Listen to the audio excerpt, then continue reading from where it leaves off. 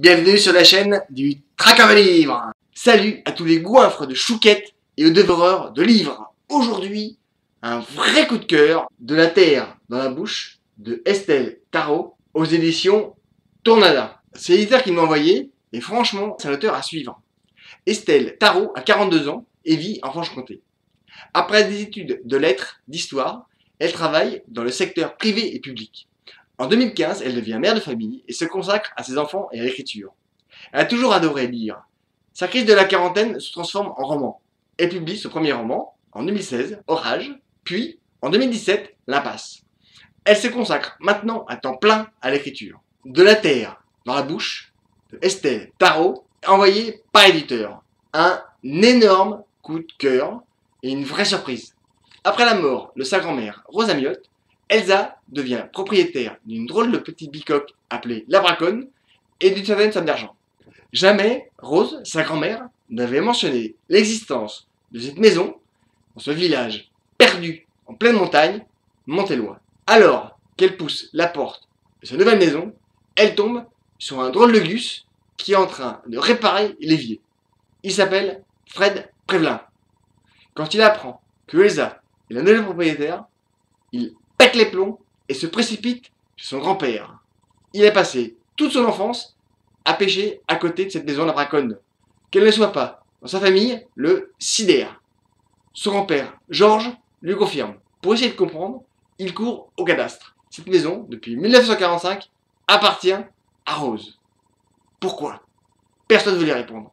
Elsa essaye de comprendre cette décision de sa grand-mère de garder cette maison toutes ces années sans y habiter. Alors que ses relations avec Fred ont mal commencé, il s'excuse et tente avec elle de comprendre. Le silence des anciens les trouble. Quand il visite le musée qui relate le martyre de Montélois pendant la Deuxième Guerre mondiale, elle découvre avec horreur une photo qui la frappe. Elle reconnaît Rose, sa grand-mère, tondue. Que s'est-il passé ici pendant la Deuxième Guerre mondiale? Pourquoi personne ne veut parler? C'est le premier livre que je lis de Estelle Tarot et franchement, c'est un vrai coup de cœur. Une histoire intelligente qui nous permet d'aborder un passage historique peu appris mais qui fit des dégâts terribles. Son style est vraiment intéressant, des chapitres courts et plein de rythme. Elle nous entraîne petit à petit vers des faits avérés. Un énorme travail de recherche a été nécessaire. Elsa et Fred sont des personnages qui nous permettent d'entrer rapidement dans l'histoire. C'est aussi une manière de montrer que le secret ne reste jamais enfermé et que les conséquences des mensonges peuvent être terribles. Il est bon de connaître son passé pour ne pas produire les mêmes erreurs après. Un vrai coup de cœur du tracker, un roman intelligent.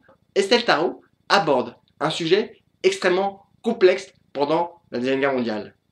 Les gens sont capables de faire des choses dingues quand ils ont faim, froid et soif et qu'ils ont peur. Là, elle aborde le sujet de la prostitution, du comportement des différentes administrations allemandes et françaises, et surtout du silence, la chape de béton qui a été mis dessus pour l'après-guerre. Un roman percutant qui vous prend les tripes. Elle arrive à monter en puissance une histoire qui prend les tripes et on ne peut pas ne pas être touché par ce qu'elle raconte. Un énorme coup de cœur et merci bien parce que c'est une belle découverte et un bon roman. Lisez, likez, commentez, partagez, parlez-en autour de vous, mangez des chouquettes, un vrai coup de cœur du tracker. A bientôt, salut. De la terre dans la bouche de Estelle Tarot aux éditions Tornada.